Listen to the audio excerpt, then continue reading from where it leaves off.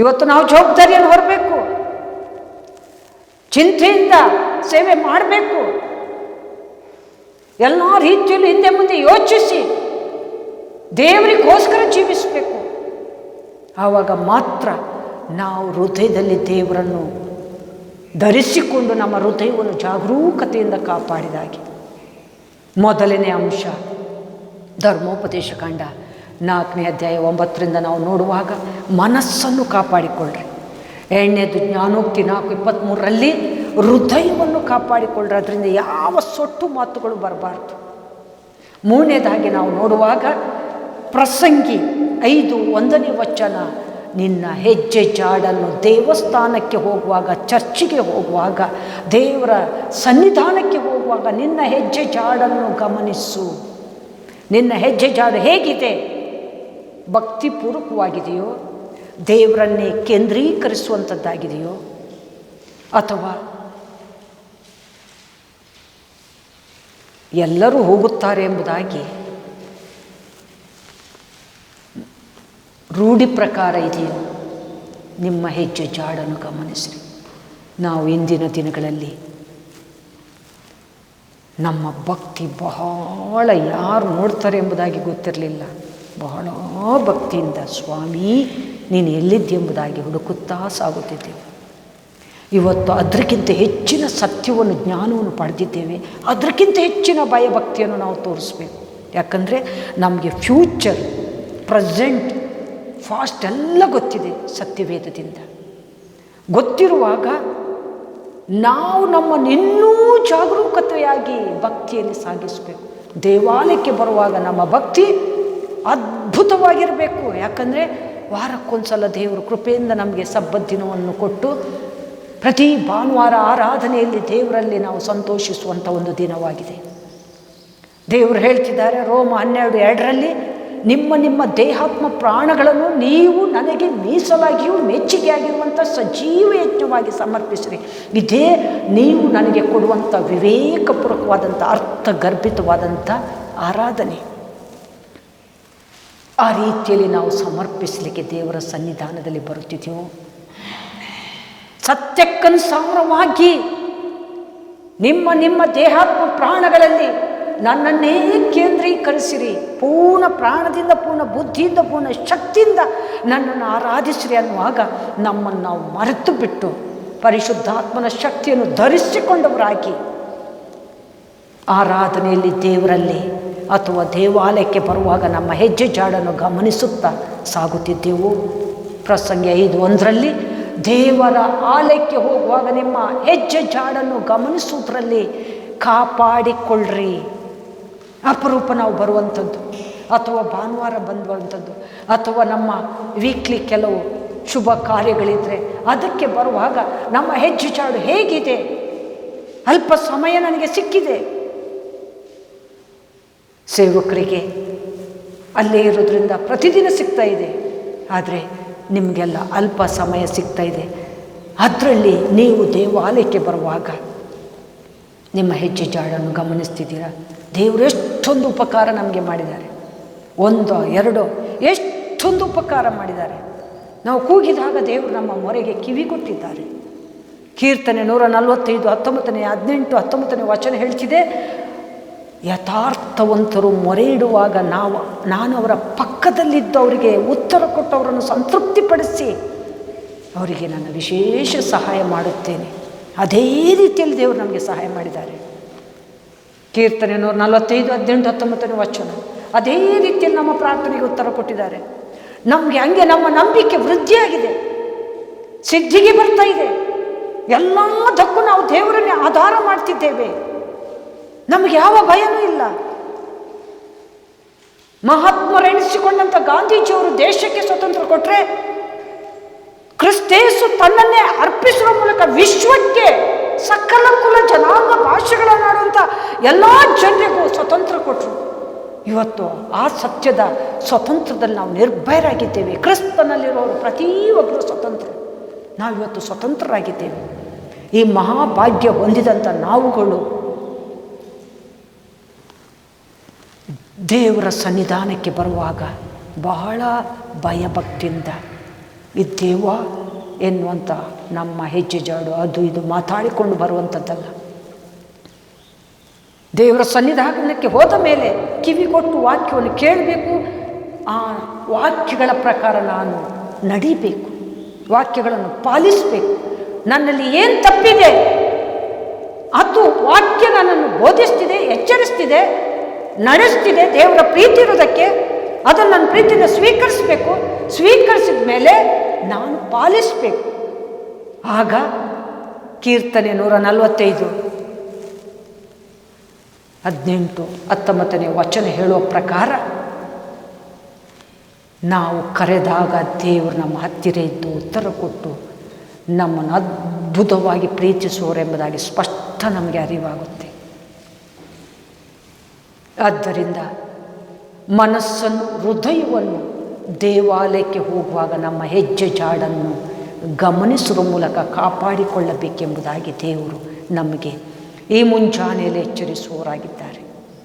ಇನ್ನು 4ನೇದಾಗಿ ನಾವು ನೋಡುವಾಗ 2 ತಿಮೋತಿ 4:7 ವಚನ, 2 ತಿಮೋತಿ 4:7 ವಚನ, ನಿನ್ನಲ್ಲಿರುವ ಕ್ರಿಸ್ತ ನಂಬಿಕೆಯನ್ನು ಕಾಪಾಡಿಕೋ.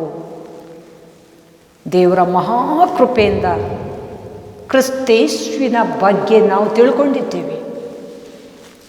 ಶಿಲುಬೆಯಲ್ಲಿ ಶ್ರಮಿಸಿದಂಥ, ನೋವು ತಿಂದಂಥ, ಪೆಟ್ಟು ತಿಂದಂಥ, ಮುಳ್ಳಿನ ಕಿರೀಟ ಧರಿಸಿ ಅಮೂಲ್ಯ ರಕ್ತವನ್ನು ಸುರಿಸಿ ನಮ್ಮನ್ನು ಪಾವನ ಮಾಡಿ ಪರಮಾತ್ಮನ ಧಾಮ ಸೇರಿಸಿದಂಥ ಕ್ರಿಸ್ತೇಸುವಿನ ಸತ್ಯವನ್ನು ಆಳವಾಗಿ ನಾವು ತಿಳ್ಕೊಂಡ ಮೇಲೆ ಆ ಸತ್ಯ ನಮ್ಮಲ್ಲಿ ಬೇರೂರು ಬೆಳೆದು ಅದನ್ನು ಜೀವನದುದ್ದಕ್ಕೂ ಕಾಪಾಡಬೇಕೆಂಬುದಾಗಿ 2 ತಿಮೋತಿ 4:7 ವಚನ ಸ್ಪಷ್ಟೀಕರಿಸುತ್ತಿದೆ. ಪೌಲನು ಕ್ರಿಸ್ತ ನಂಬಿಕೆಯನ್ನು ಕಾಪಾಡಿದ್ದೇನೆ, ನನ್ನ ಹೋರಾಟವನ್ನು, ಶ್ರಮೆಯನ್ನು, ಶೋಧನೆಯನ್ನು ಜಯಿಸಿದ್ದೇನೆ, ಮುಂದೆ ನನಗೆ ಸಿಗತಕ್ಕಂಥ ಜಯಮಾಲೆ ನೇಮಕವಾಗಿದೆ ಎಂಬುದಾಗಿ ಹೇಳಬೇಕಿದ್ರೆ ಅವನು ಕಷ್ಟದಿಂದ, ಶ್ರಮೆಯಿಂದ ತನ್ನನ್ನು ತಾನು ದೇವರಿಗೆ ಅರ್ಪಣೆ ಮಾಡಿ ಸೇವೆ ಮಾಡಿದ್ದಾನೆ. ಯಾವುದಕ್ಕೂ ಅಂಚಿಲ್ಲ. ದೇವರನ್ನು ಎದುರಿಟ್ಟುಕೊಂಡು ಎಲ್ಲವನ್ನು ಜಯಿಸಿಕೊಂಡು ಸಾಗಿದ. ಸೌಲನಾಗಿರುವಾಗ ಆತ ಮಾಡಿದ ತಪ್ಪು ಒಂದಲ್ಲ ಎರಡಲ್ಲ, ಸ್ತ್ರೀಯರನ್ನು ಜುಟ್ಟಿಡಿದು ಅಲ್ಲಾಡಿಸ್ತಿದ್ದ. ಧಾರ್ಮಿಕ ಭಕ್ತ ಎಣಿಸಿಕೊಂಡು ಈಗೋದಿಂದ, ಸ್ವಾರ್ಥದಿಂದ ಕುಣಿತಿದ್ದ. ಎಲ್ಲ ಟೈಪಿನ ಪ್ರಪಂಚದ ದೋಷವನ್ನು ಅಂಟಿಸಿಕೊಂಡಿದ್ದ. ಆದರೆ ಕೆಲವು ಸಂಗತಿಗಳು ಆತನಲ್ಲಿ ಒಳ್ಳೆ ರೀತಿಯಲ್ಲಿತ್ತು. ಅದಕ್ಕೆ ದೇವರು ಒಂದು ದಿವಸ ಇವನು ಧಾರ್ಮಿಕ ಭಕ್ತನಾಗಿ ನಾನು ಯಹೂದಿ ಎಂಬುದಾಗಿ ಹೇಳುವಾಗ, ಇವನು ದೇವರನ್ನು ಮೆಚ್ಚಿಸಬೇಕೆಂಬುದಾಗಿ ಅನೇಕ ವಿಧದಲ್ಲಿ ಪಾಠ ಬೀಳುವಾಗ ಇವನಿಗೆ ದರ್ಶನ ಕೊಟ್ಟಾದ್ರೂ, ಮೂರ್ಛೆ ತಪ್ಪಿಸಿ ಆದ್ರೂ ನನ್ನ ಮಹಿಮೆಯನ್ನು ತೋರ್ಪಡಿಸಬೇಕೆಂಬುದಾಗಿ ಪೌಲನನ್ನು ದೇವರು ಮೂರ್ಛೆ ತಪ್ಪಿಸಿ ಬೀಳಿಸಿ ಮತ್ತೆ ಎಬ್ಬಿಸುವಾಗ ಸೌಲನಾಗಿದ್ದ ಪೌಲ ಅದ್ಭುತವಾದಂಥ ಸಾಕ್ಷಿಯಾದ.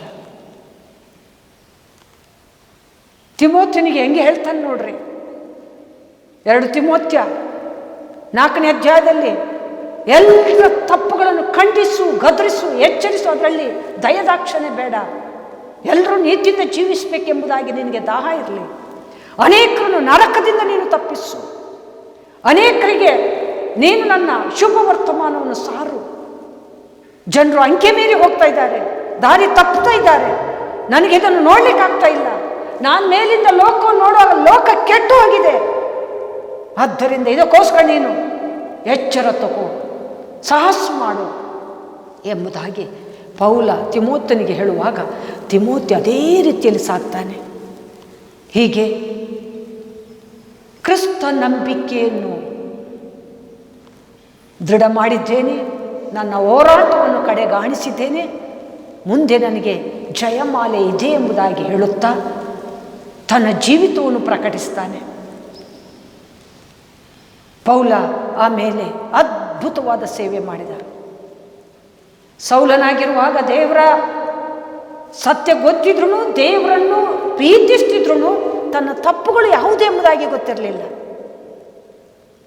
ಯಾವಾಗ ದೇವರು ದರ್ಶನ ಕೊಟ್ಟರೋ ಆಮೇಲೆ ತನ್ನ ತಪ್ಪುಗಳ ಅರ್ಥವಾಯಿತು.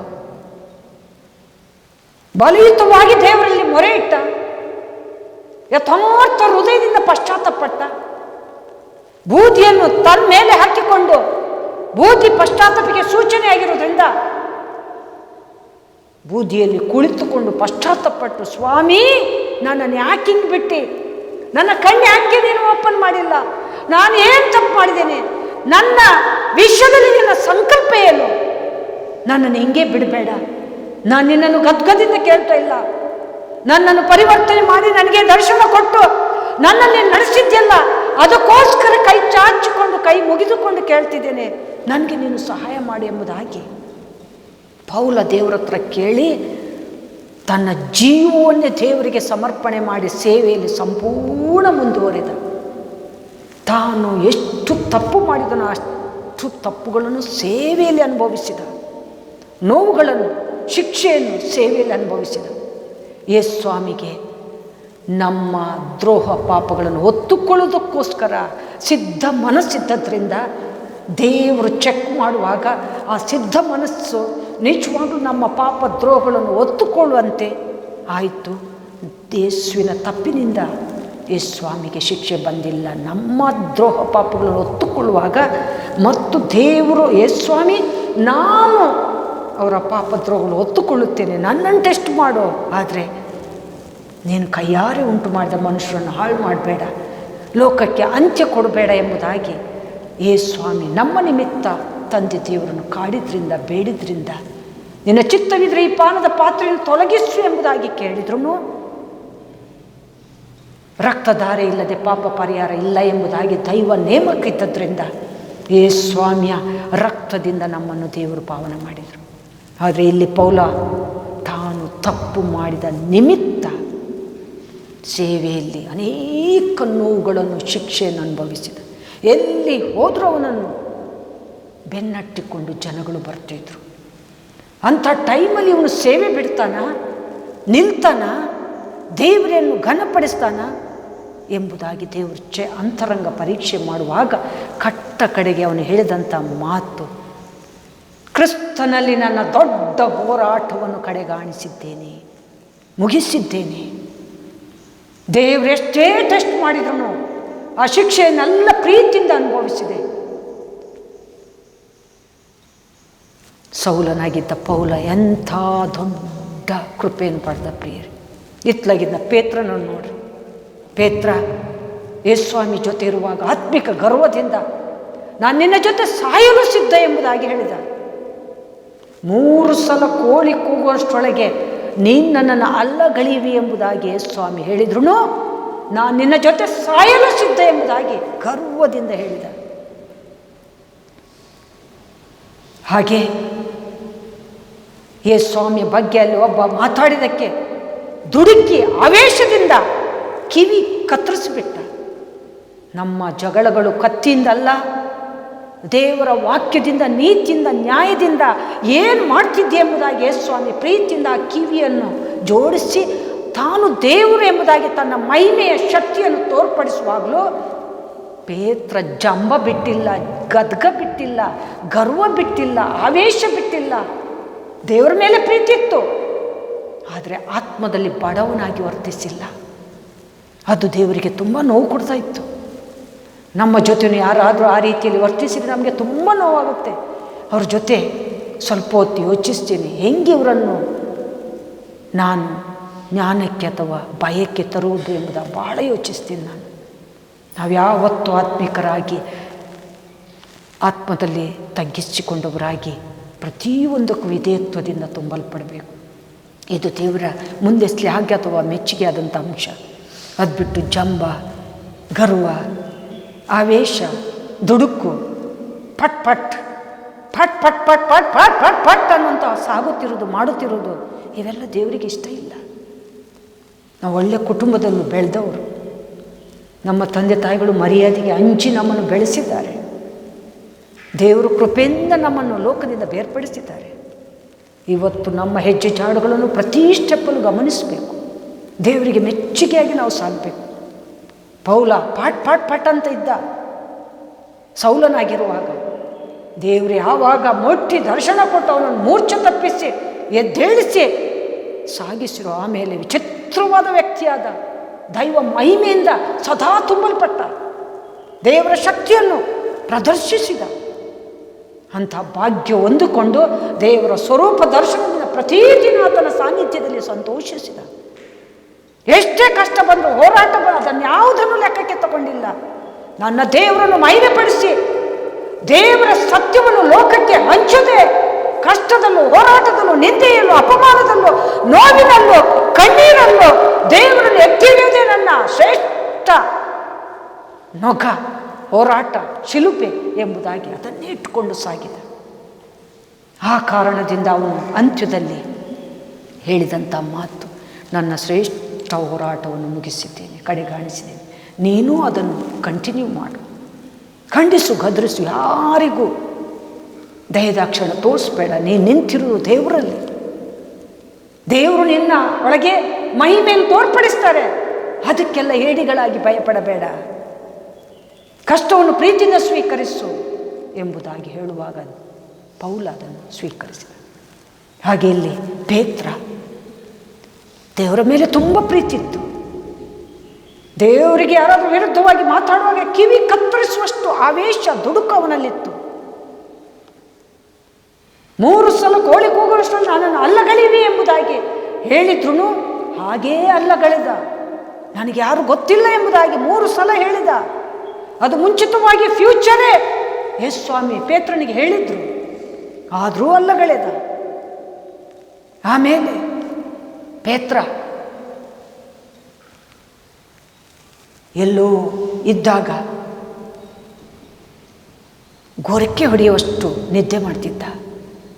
ಪೇತ್ರನನ್ನು ಎಸ್ ಸ್ವಾಮಿ ಹೋಗಿ ಎಬ್ಬಿಸಿ, ಇವತ್ತೊಂದು ದಿವಸ ನನ್ನ ಜೊತೆ ಸಾಯಲು ಸಿದ್ಧ ಎಂಬುದಾಗಿ ಹೇಳಿದ್ಯಲ್ಲ, ಇವತ್ತೊಂದು ದಿವಸ ನನ್ನ ಜೊತೆ ಪ್ರಾರ್ಥನೆ ಮಾಡಿ ಎಂಬುದಾಗಿ ಹೇಳುವಾಗ ಅದನ್ನು ನಿರ್ಲಕ್ಷ್ಯ ಮಾಡಿ ಗೊರಕೆ ಹೊಡಿತಿದ್ದ.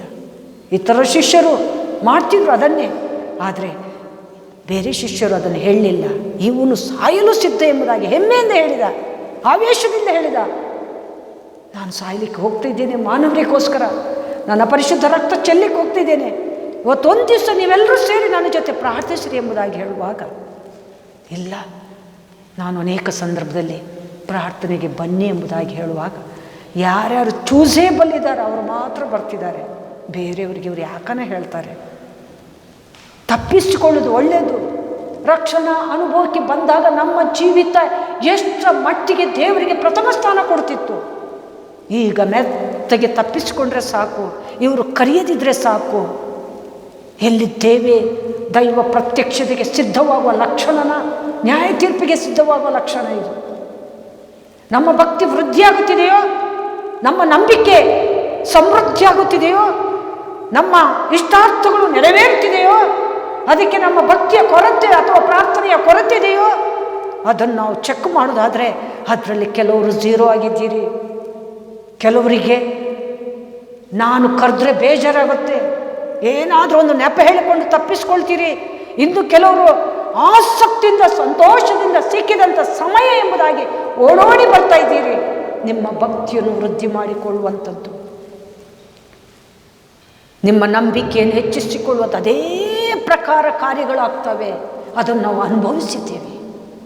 ಅಷ್ಟು ಸುಲಭದಲ್ಲಿ ನಮಗೆ ಅಪಜಯ ಇಲ್ಲ, ಜಯನೇ. ನಮ್ಮ ನಂಬಿಕೆ ಅದು, ನಮ್ಮ ನಂಬಿಕೆ ಜೀವವುಳ್ಳ ನಂಬಿಕೆಯಾಗಿದೆ. ಆ ವಿಷಯದಲ್ಲಿ ನಾವು ಸಾಗುವಾಗ ಇವತ್ತು ಚಿಕ್ಕ ಮಕ್ಕಳಿಗೆ ಸಮೇತ ಜೀವವುಳ್ಳ ನಂಬಿಕೆ ಪ್ರತಿದಿನ ಉತ್ಪತ್ತಿಯಾಗುತ್ತಿದೆ.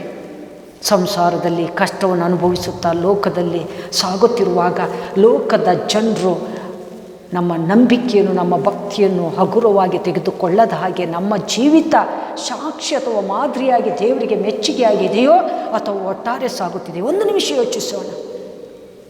ಪೇತ್ರ ಹಾಗೆ ಆತ್ಮಿಕ ಗರ್ವದಿಂದ ಕುಡಿದ, ಪ್ರಾರ್ಥನೆಯನ್ನು ಅಲಕ್ಷ್ಯ ಮಾಡಿದ, ಆಮೇಲೆ ಆವೇಶದಿಂದ ದುಡುಕಿ ಕಿವಿ ಕತ್ತರಿಸಿದ, ಕಡೆಗೆ ದೇವರನ್ನು ಅಲ್ಲಗಳೆದ. ಇನ್ನು ಅಷ್ಟೆಲ್ಲ ತಪ್ಪು ಮಾಡುತ್ತಿದ್ರು ಕಟ್ಟ ಕಡೆಗೆ ಹೋಗಿ ಒಂದು ಮೂಲೆಯಲ್ಲಿ ಕೂತಿದ್ದೆಲ್ಲ ಸ್ವಾಮಿ ನನಗೆ ಹೇಳಿದರು, ನನ್ನ ಜೀವಿತಕ್ಕೆ ನನ್ನ ಬುದ್ಧಿಗೆ ಯಾಕೆ ಮಂಕು ಬಡೀತು ಎಂಬುದಾಗಿ ತನ್ನನ್ನು ತಿವಿದು ತಿವಿದು ತಿವಿದು ತನ್ನ ತಲೆಯನ್ನು ಗೋಡೆಗೆ ಕುಕ್ಕಿ ಕುಕ್ಕಿ ಪಶ್ಚಾತ್ತಾಪಟ್ಟ. ಅವನಿಗೆಲ್ಲಿ ತಲೆಗೆ ಕುಕ್ಕುವಾಗ ನೋವು ದೊಡ್ಡದಾಗಿ ಬಂದಿಲ್ಲ. ನಾನು ಎಂಥ ತಪ್ಪು ಮಾಡಿ ನನ್ನ ದೇವರನ್ನು ಬಿಟ್ಟುಕೊಟ್ಟೆ, ಅಲ್ಲಗಳಿದೆ, ನನಗೆ ಕ್ಷಮೆ ಇದೆಯೋ ಅನ್ನುವಂಥ ಚಿಂತನೆ ಅವನಿಗೆ ಉತ್ಪತ್ತಿ ಆಯಿತು. ಆ ರೀತಿಯಲ್ಲಿ ಚಿಂತಿಸುವಾಗ ದೇವರು ಮತ್ತೆ ತಿರುಗಿ ಅವನನ್ನು ಮುಟ್ಟಿ ಆಶೀರ್ವದಿಸಿ ಸೇವೆಗೆ ಎಳ್ಕೊಂಡ್ರು. ಸೇವೆಗೆ ಎಳೆಯುವಾಗ ಪೇತ್ರ ಸಾಮಾನ್ಯ ಒಂದು ಸೇವಕನಾಗಿ ಇರಲಿಲ್ಲ ಪ್ರಿಯರೇ. ಹಳೆ ಒಡಂಬಡಿಕೆಯಲ್ಲಿ ಪ್ರಪ್ರಥಮವಾದಂಥ ಅದ್ಭುತ ಮಾಡಿದ್ದು ಎಲಿಯ. ಹೊಸ ಒಡಂಬಡಿಕೆಗೆ ಬರುವಾಗ ಪ್ರಪ್ರಥಮವಾದಂಥ ಅದ್ಭುತ ಮಾಡಿದ್ದು ಪೇತ್ರನ ಒಂದು ಪ್ರಸಂಗದಲ್ಲಿ ಒಮ್ಮೆಲೆ ಅದ್ಭುತಗಳ ಮೂಲಕ 3,000 ಜನರು ದೇವರ ಕಡೆಗೆ ತಿರುಗಿದರು, ರಕ್ಷಿಸಲ್ಪಟ್ಟರು. ರಕ್ಷಣಾ ಆನಂದದಲ್ಲಿ ದೇವರಲ್ಲಿ ಸಂತೋಷಿಸಿದರು. ಅಂಥ ಭಾಗ್ಯವನ್ನು ಪೇತ್ರ ಹೊಂದಿದ. ದೇವರ ಮೇಲೆ ಪ್ರೀತಿ ಇತ್ತು, ಆದರೆ ಕ್ರಿಯೆಯಲ್ಲಿ ಪಾಲನೆ ಇರಲಿಲ್ಲ.